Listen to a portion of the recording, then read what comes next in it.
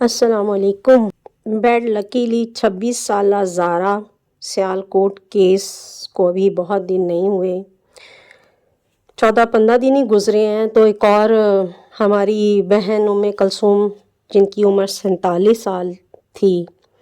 ساہیوال میں تشدد کر کے پھر مٹی کا تیل چھڑک کر اسے آگ لگا دی گئی۔ ایک بچی کی ماں رپورٹ کیا جا رہا ہے کہ وہ ہیں، اور اس آگ لگانے میں بھی ان کی 2 نندیں نادیہ اور سعدیہ شامل ہیں، اور ایک اور تیسرا شخص ہے جو ان کا معاون تھا سردار احمد، وہ شامل ہیں۔ 210 میں سجاد نامی شخص سے ام کلثوم کی شادی ہوئی تھی، اور بتایا جاتا ہے کہ وہ اپنی کسی رشتہ دار کے ہاں گئی ہیں ان کی عیادت کرنے کے لیے۔ وہاں پر کسی بات پر جھگڑا ہوا ہے اور انہوں نے بہو کو پکڑ کر آگ لگا دی اور تشدد بھی کیا۔ ٹرشری کیئر ہاسپٹل یا ٹیچنگ ہاسپٹل میں ان کا علاج کرنے کے لیے لے جایا گیا، لیکن وہاں پر صحیح ٹریٹمنٹ نہ ہونے کی وجہ سے یا سہولیات نہ ہونے کی وجہ سے انہیں پھر لاہور منتقل کرنے کی کوشش کی گئی اور وہ راستے میں جاں بحق ہو گئیں، اور ایٹ دا اینڈ 145 9L گاؤں میں، جو کہ ان کے والد صاحب کا گاؤں ہے، وہاں پر انہیں دفن کر دیا گیا اور نماز جنازہ ادا کی گئی۔ اب مسئلہ کیا ہے کہ ام کلثوم ہے، چاہے وہ زارا ہے، ایسے بہت سارے کیسز ہیں جو رپورٹ ہوتے ہیں، جو کچھ رپورٹ نہیں ہوتے۔ جب تک ہم آنے والی بہو کو اس گھر کا فرد تسلیم نہیں کریں گے، اسے حصے دار نہیں سمجھیں گے، آپ کے بیٹے کی لائف میں وہ حصے دار ہے، اس گھر میں وہ حصے دار ہیں، جب تک یہ نہیں سمجھا جائے گا کہ نندوں کا تعلق جب تک شادی نہیں ہوئی ان کی تب تک وہاں پر ہے، اس کے بعد ان کا تعلق نارمل رہ جاتا ہے۔ اس گھر میں 24 گھنٹے وہ بہو موجود ہے، اسے پتہ اس نے کیا کرنا ہے، کس کو کس طرح سے لک آفٹر کرنا ہے، کہاں پر گھر کے معاملات کو لین دین کرنا ہے، کہاں پر اس نے اپنے میاں کا لک آفٹر کرنا ہے،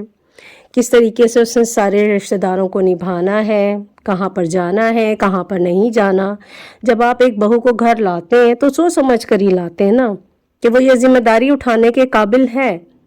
اگر جو آپ سمجھتے ہیں کہ وہ یہ ذمہ داری اٹھانے کے قابل ہے تو اسے اس کی وہ آزادی کم از کم دے دیں جو اسے اس کا مذہب دیتا ہے، کیونکہ اگر آپ اس کو وہ آزادی بھی دے دیتے نا جو ہمارا مذہب اسلام ہمیں دیتا ہے، تو پھر باقی کچھ پیچھے رہ ہی نہیں جاتا، نہ کوئی گلہ، نہ شکوہ، نہ کوئی بیجا رکاوٹیں اور نہ ہی بیجا پابندیاں، کیونکہ مذہب تو ایک بیوی کو،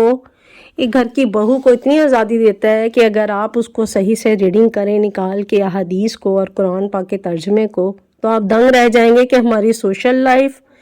ہمارا کلچر الگ چیز ہے اور ہمارا مذہب ٹوٹل الگ چیز ہے۔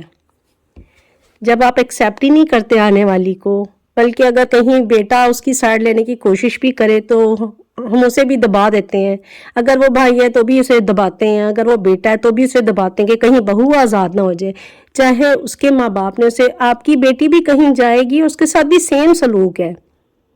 یہ حقیقت ہے، جب تک پورا کلچر اپنے آپ کو چینج نہیں کرے گا، تمام لوگ خود کو چینج نہیں کریں گے، تو آپ صرف اپنی بھابھی یا اپنی بہو کی، گھر کی بہو کے ساتھ ایسا نہیں کر رہے۔ آپ کی بیٹی بھی جب نیکسٹ گھر میں جائے گی، سیم کلچر کو اس نے بھی فیس کرنا ہے، سیم پرابلمز وہ بھی فیس کی، کہ آپ نہیں چاہتے، چھوڑیں بہو کو، آپ کیا آپ نہیں چاہتے آپ کی بیٹی کی لائف میں کوئی چینج آئے؟ کیا آپ نہیں چاہتے آپ کی بیٹی کو وہ رائٹس ملیں جس کی وہ حقدار ہے؟ کیا آپ نہیں چاہتے کہ وہ جب نئے گھر میں جائے تو اس کو وہاں کی ذمہ داریاں بالکل اسی طریقے سے شفٹ کر دی جائیں جیسے کہ ایک بیٹی یا ایک ساس کے ہاتھ میں ہوتی ہے؟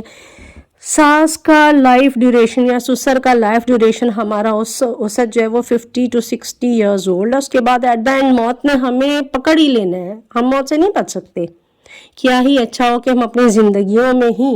اپنے سارے کسٹمز، اپنی ساری روایات، اپنے گھر کی اچھی بری چیزیں، اپنے پراپرٹی کے معاملات، اپنا لین دین اپنی بہوؤں پہ واضح کرتے ہیں، because they are the 50% partner of the life of your son. جتنا آپ کا بیٹا اس گھر کا حقدار ہے، اس گھر کے معاملات کا حقدار ہے، وہ اس بہو بھی اتنی ہی حقدار ہے، 50-50% ہیں دونوں۔ اس معاملے میں برابری ہے، نہ کوئی کم ہے نہ کوئی زیادہ ہے، دونوں گاڑی کے پہیے ہیں۔ اگر آپ ایک موٹر سائیکل کا پہیہ لگا دیں گے گاڑی میں اور دوسرا ٹرک کا لگا دیں گے، یا ایک کار کا لگا دیں گے اور دوسرا ٹرک کا لگا دیں گے، وہ گاڑی کبھی بھی نہیں چلے گی۔ آل دا بیسٹ۔